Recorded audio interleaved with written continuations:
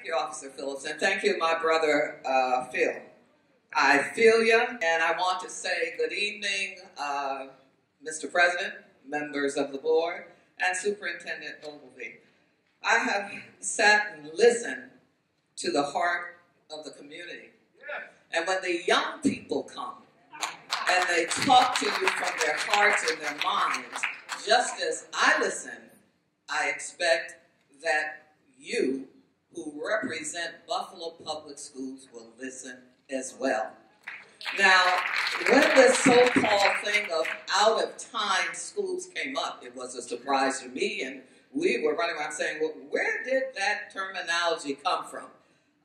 SED is full of surprises. I guess when something pops up and it wants to do something, okay, let's call it this. But my problem with the so-called out-of-time schools is the fact that I want to know, when was the time that the district took to invest in these schools in order not to have them in the first place? You see, we hear our principals complain all the time, and this is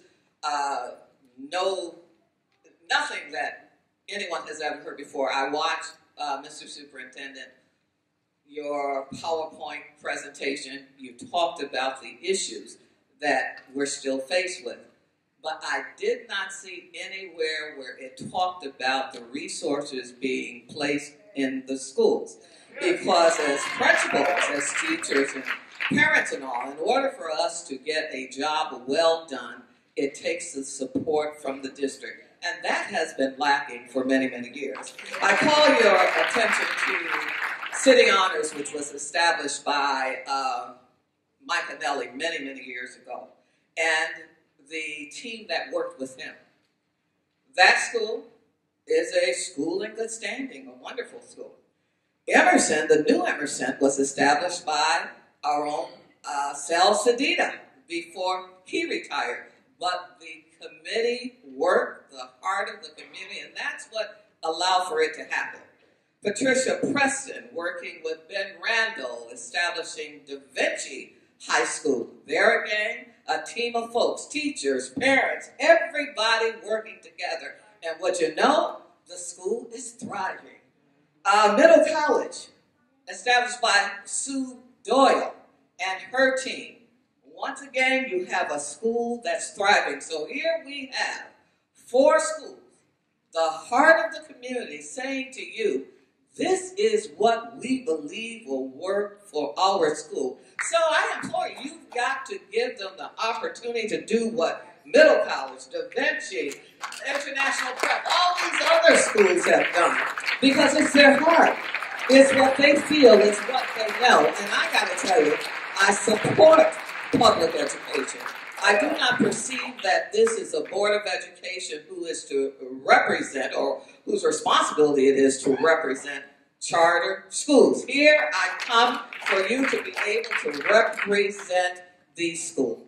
And while this vote isn't going to be taken tonight, you know, we hear a lot of things out in the community. People say, well, the minds are made up and that sort of thing. And then I hear, well, you haven't had the opportunity to really, really go over these plans. I want you to once again take a look around. The community really does mean something. The community was there when the busing issue was on. So many issues. But it's the board's responsibility to listen to the people. And the people are speaking. And let me speak as a principal, because we've learned so much from Lafayette with our own ESL population. And they have studied and worked so hard that I'm told that there will be a global program for the whole district as a result of Lafayette's work together on their plan. Not only that, how can we forget that the Star Academy came as an idea from the principal of Lafayette. And then I'm going to always say to you, Bennett, dine forever, because that's where I started as an administrator. A beautiful physical plan on Main Street in Buffalo, New York. I cannot imagine. I've had nightmares thinking, excuse me, somebody wants for someone else to go into a school to evict the children? How how do you evict young people from their school doors when there are already so many issues at home? You gotta take another look at this. I also want to know, because, as I say, people talk in the community, I really do want to see what those contracts look like for the renovations and all.